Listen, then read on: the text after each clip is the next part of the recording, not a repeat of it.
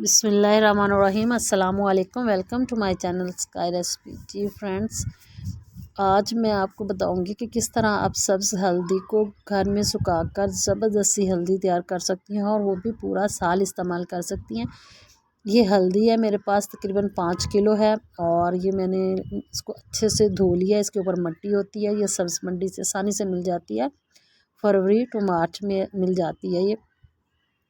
इसको धो के इसको साफ़ कर लिया और साफ़ करके मैंने इसको रख लिया। अब मैं एक पतीला लूँगी, इसके अंदर मैं हल्दी डाल देती हूँ। ये देखिए सारी मैं इसके अंदर डाल देती हूँ। खुला बर्तन ले लें जो इसके अंदर सारी चली जाए, वरना मैं इसको 2 दफ़ा करके ना इसको बॉयल कर लूँगी।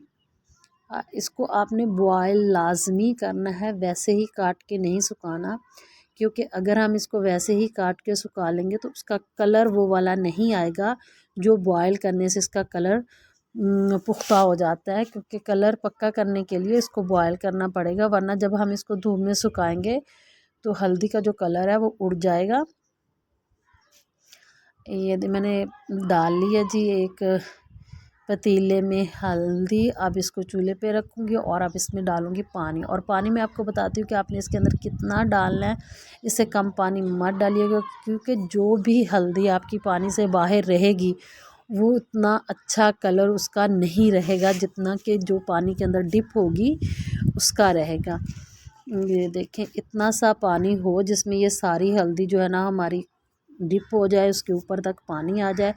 अब आपने इसको पकाना भी बहुत कम है। मैं अभी आपको बताती हूँ कि कितनी देर आपने ना इसको पकाना है। अभी चूल्हे पे रखा है।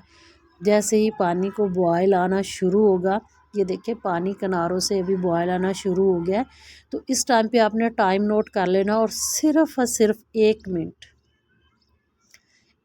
आपने सिर्फ इसको पकाना है, इसको बॉयल आने देना। उसके बाद आपने इसको छान लेना है इसका पानी।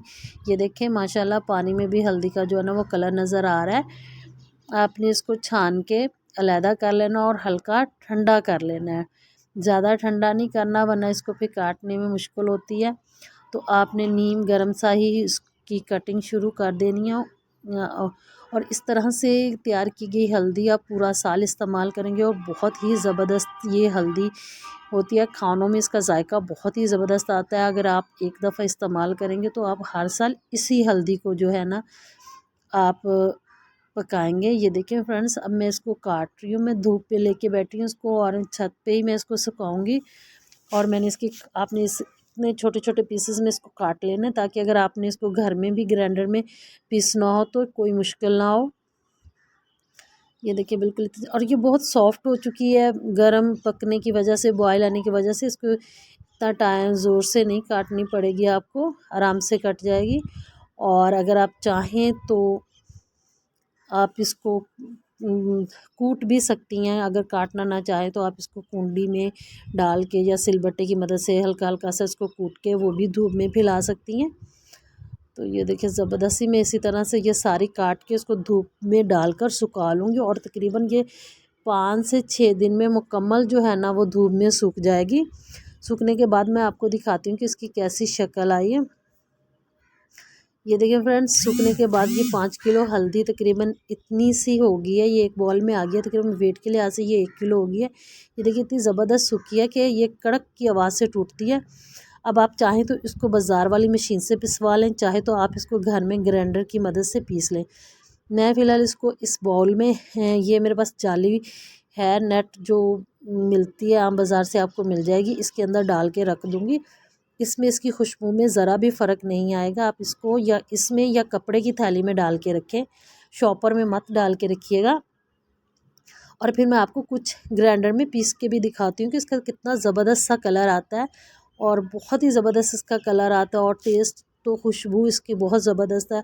अब वाकई जब एक दफ़ा इस्तेमाल करेंगी तो आप हर दफ़ा यही हल्दी लेके सुखा के जो है ना वो आप इस्तेमाल करेंगी। ये देखिए फ्रेंड्स, मैंने इतनी सी ग्राइंड किया और इसको मैंने आपको दिखाने के लिए, बहुत ही ज़बरदस्त इसका कलर, बहुत ज़बरदस्त इसका टेस्ट। उम्मीद करती हूँ कि आपको मेरी ये हल्दी की वीडियो अच्छी लगी होगी। और कोशिश करें खालिश ग़िज़ाएँ खाएँ, बाज़ार की निस्बत जो हो सकता है घर में मंगवा के उसको खुश करें मसाला जात को, और उसको अपनी फैमिली को और अपना ख्याल रखिएगा। और इसी के साथ मुझे दीजिए इजाज़त। दुआओं में याद रखिएगा और मेरे चैनल को सब्सक्राइब करना और मेरी वीडियो को लाइक करना मत भूलिएगा। और साथ में अपने कमेंट में मुझे ज़रूर बताइएगा कि आपको मेरी वीडियो कैसी लगी। इसी के साथ मुझे दीजिए इजाज़त। अल्लाह हाफिज़।